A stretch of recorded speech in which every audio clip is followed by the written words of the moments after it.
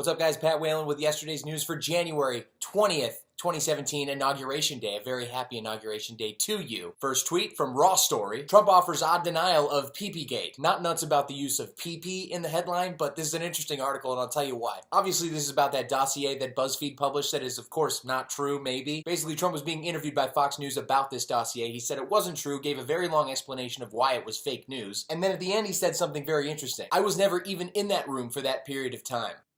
How do you know which room, and what is the period of time exactly that it takes to do what you didn't do? Wow, what a denial. I know it's kind of hard to believe, but I think we should take him at his word. Did you know he said himself he is the first president-elect to ever have inaugural concert at Lincoln Memorial? Isn't that amazing? What's even more amazing is this tweet from Mark Berman. At the Lincoln Memorial, where an inaugural concert was held in 2009, President-elect Trump twice suggested today's concert was a first. To prove that this is not the case, here's a picture of the Obamas at theirs. But my personal favorite is George W. Bush dancing with Ricky Martin. Ah, to be young again. Next story posted by Jessica Schulberg from the Huffington Post. Trump's transition team inquired about tanks and missile launchers for inaugural parade. Basically, Trump's transition team ran by the Defense Department. They hit him up and were like, hey, we really want to show off our military. Can we have some tanks? The Defense Department was like, yeah, no. These tanks weigh 100,000 pounds, and D.C. is built on a swamp. Let's not forget, we should drain it, but that's another time. Not only would it destroy the roads, but the Defense Department also said the optics of the whole thing were questionable. I think it's a good call. This one was interesting from the Daily Beast. Police body cams won't be used today at Trump's inauguration. This set off some alarm bells for me. Someone should do something about this. You know, who would suggest such a thing, that the police shouldn't wear these body cams? Oh, it was the ACLU. Turns out the ACLU was worried about protesters being recorded all the time because that's kind of a privacy no-no. It's a complex issue. Check out the article. It's a good article. Check out this tweet from Adam Kahn. We had a guest at the inauguration today you might not have known about. Dasha Zhukova is the third wife of Putin pal Roman Abramovich. I know on the outside it probably looks like, well, this is a little reactionary. Just because she's Russian doesn't mean that, you know, there's something going on here. Well, her father, Abramovich, is one of the richest men in Russia, and when Putin was elected, he gave him a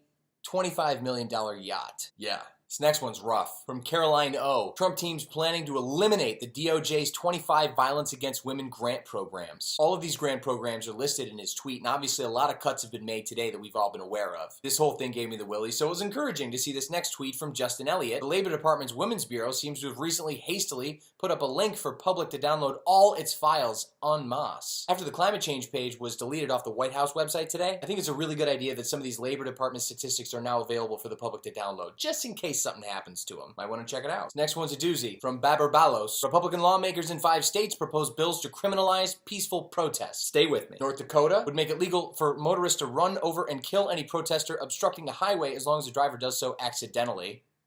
Minnesota would stiffen fines for freeway protests up to $10,000. And Washington State is thinking about passing a bill that would reclassify disobedient protests as a felony. Hey, guys, don't get all worked up. It's only day one. This goes to show you really got to stay on top of your local legislature. I'm looking at you, Chicago. This is just a quick rundown. I hope you found it useful. I'm Pat Whalen with yesterday's news. Come back tomorrow. I'll talk about today.